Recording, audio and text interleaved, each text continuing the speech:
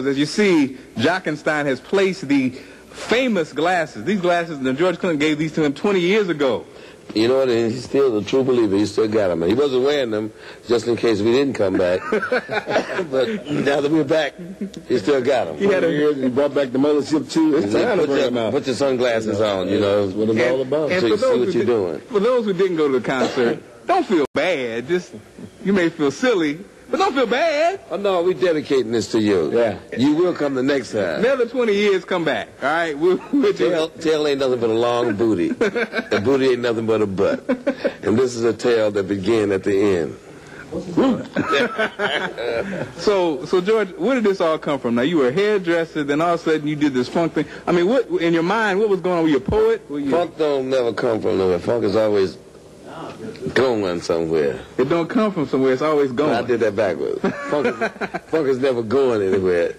It's always coming. So funk was coming when I got here. It's going to be coming. What comes around went that way. So when did you, was this going around in your head your whole life?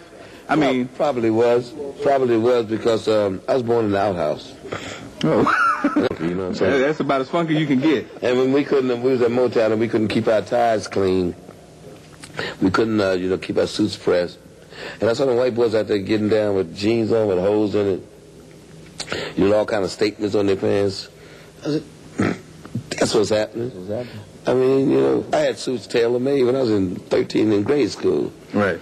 And they was too small for me in a matter of 6 months. It was cool for a minute, but cool don't last. Cool don't last. Cool don't last. Funk gotta grow. Funk keeps to get stronger, like fine wine. So we say we'll funk for a while, and when it came time for us to go sit down, we went and sat down, got in trouble, and waited before our turn again. Now that it's here again, woo! Funk is the DNA for hip hop.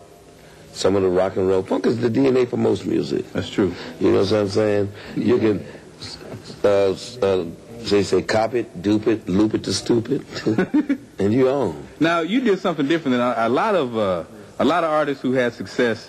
It seems like it's hard for them to give up. Like, you came out to the rappers basically and said, hey, use these, and gave them a whole crew of samples to use. Yeah, you encouraged them to use your samples. You're so close to funk without getting funky. If you get a sample of it, you're going to be addicted. That's why they call it dope. Here's a dope beat. Yeah, they hooked on that dope beat. Right. And once they get hooked on it, I got the long versions. You know what I'm saying? So, no, but like Ice Cube told me, say, man, we them clones, man.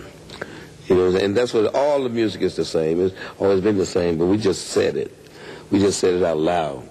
We didn't allow people to keep changing the name. It's cool. All of it, R&B, black, urban, all that's cool. But we designed ourselves, we said we're going to call it funk. And no matter what, anybody change it, because they change it for convenience, to monopolize it.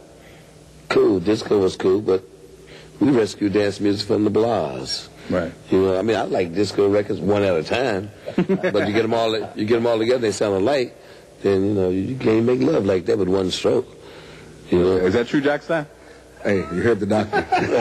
Doctor's in the house. Who's somebody you think's funky? A young guy, new artist. Somebody's out there, ODB. ODB. He got more funk than the law allowed. See, funk is always supposed to be on the edge. Supposed to be so close to the edge. They're saying, that's so crazy. I gravitate to that music that parents be saying, it ain't gonna last. Cut that off. Ooh, it's too loud. It's getting on my nerve. When you get like that, that's it.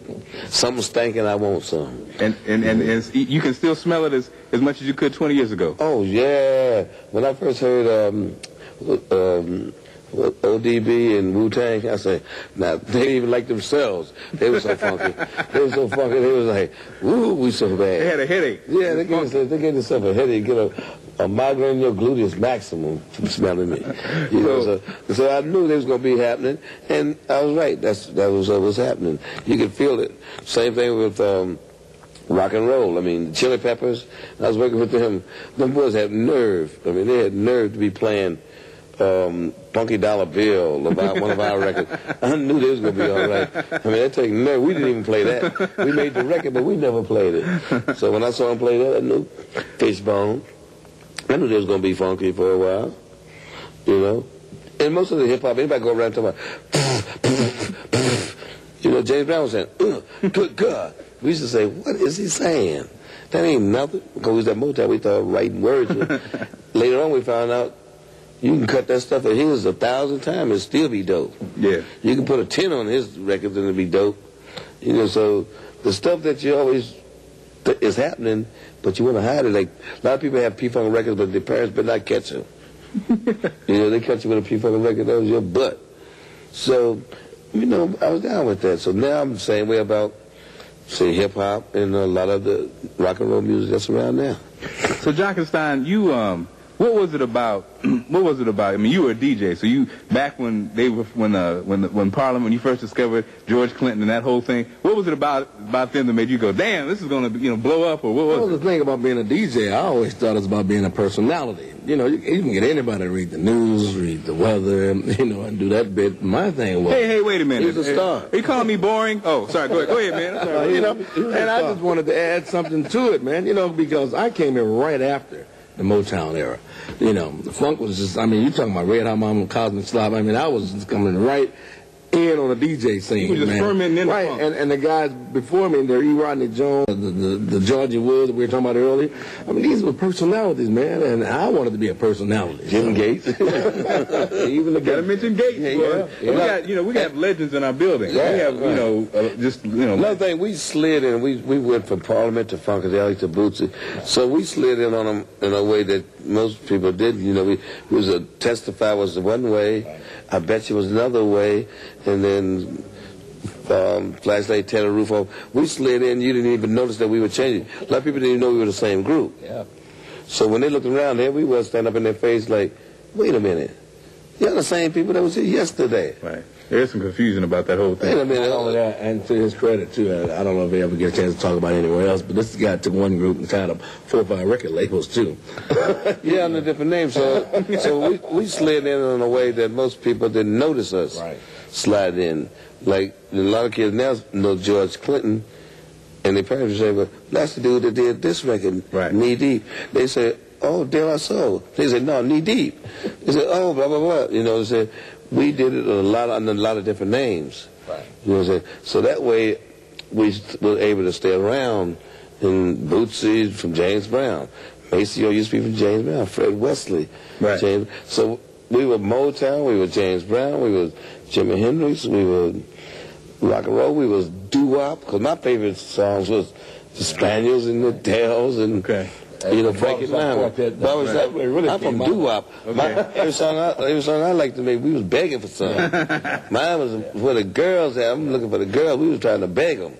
You know, but since that wasn't the thing that was all the way happening anymore, we do that a little bit in the Bootsy's record, like Chocolate Star. You know, we was silly about it, but we was begging. I'd rather be with you.